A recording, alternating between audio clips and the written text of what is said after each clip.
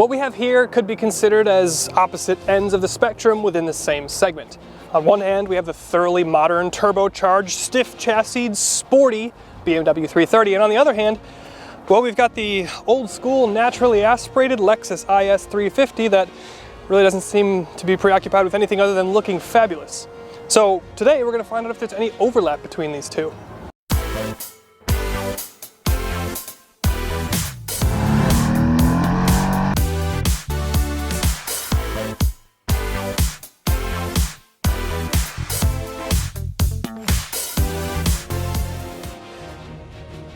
Now, age before beauty means the 330 goes first.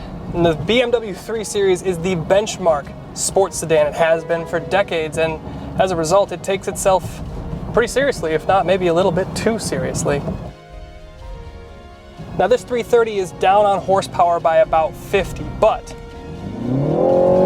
makes a 0 to 60 sprint in, well, close to half a second faster. Makes it in about 5.2 seconds with all-wheel drive. That's because it makes peak torque at 1500 RPM rather than 5000.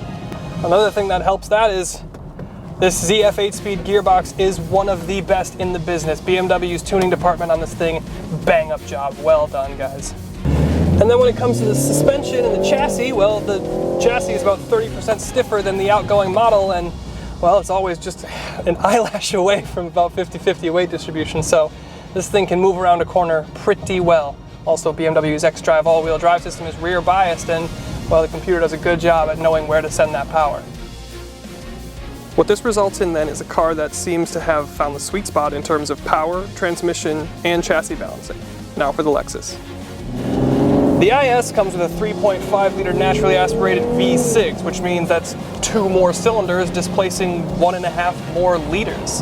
And it still gets dusted off the line and gets beat to 60 pretty dang bad, and that's for 2 reasons. One, well, it's the transmission, and this is something that I've complained about in the Lexus F cars even, the RCF, the GSF, and the LC was a little bit better, but the gearbox is just a little lazy on shifts.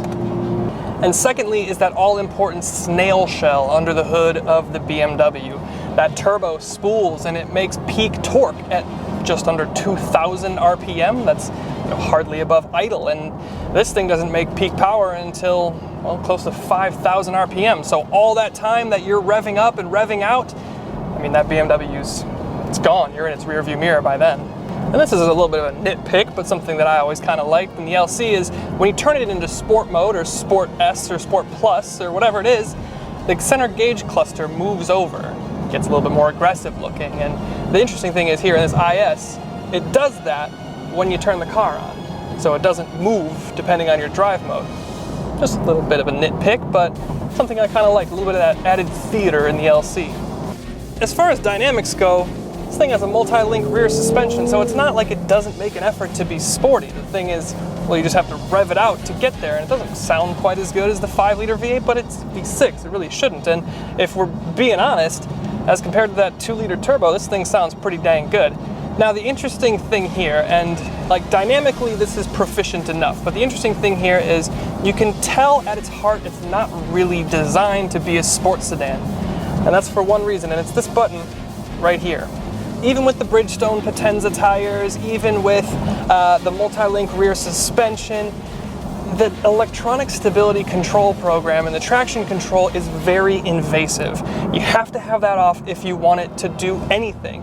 Anytime you get into a corner, around mid-corner, around that apex mark, if you start to put your foot down, the computer will just sap all the power away. And that's just kind of a bummer because, like, dynamically, this thing is pretty buttoned up. And I'm sure they'll kind of make adjustments for that in the IS500 F-Sport Performance that's coming with the V8, but in here in the V6, it's just kind of disappointing.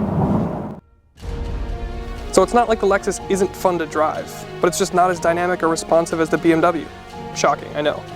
But let's talk about some more Lexus-y things. And I want to start with exterior design, and I know Lexus has historically had a reputation of over-styling their cars, but I mean, look at this thing. It looks fantastic. I was shooting B-roll of it the other day, and I was like uttering out loud to myself alone in a parking lot saying, wow, this thing looks incredible. I mean, the front is sharp and it's aggressive, it's geometric, and it just looks athletic. The wheels fit perfectly with the multi-spoke matte black finish. The rear hips are wide and aggressive, and the back, well, it needs quad stacked exhaust, and under the hood it needs to be about 2 inches higher and have a 5-liter V8 under there, but we'll get that soon.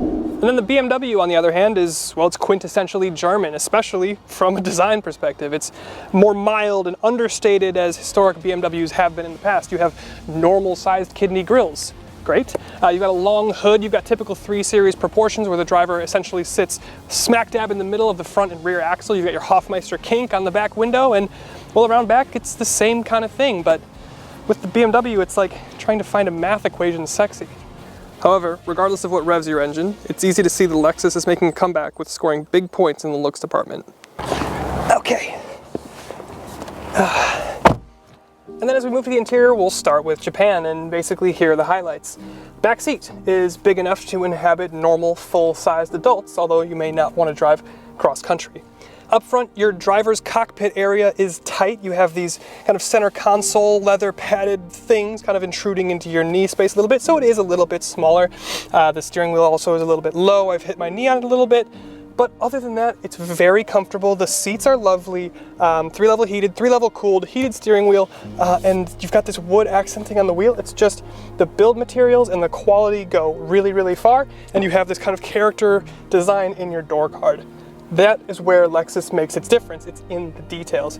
Now, of course, we have the old generation infotainment system, so the technology isn't what you would consider class leading, but it's not bad. I just wish it had the new touchscreen, full touchscreen infotainment system that we saw in the leaked NX.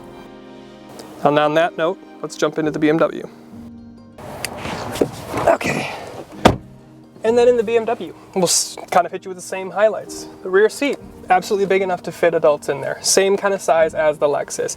The difference is, as you move up to the cockpit, it feels more open, it feels more airy. Your center console doesn't intrude into you as much. The steering wheel is at a, well, reasonable height for somebody of my size, and it just feels a little bit more natural to be up here. Now, the thing that we have to keep in mind is the weak point of that Lexus interior is the infotainment.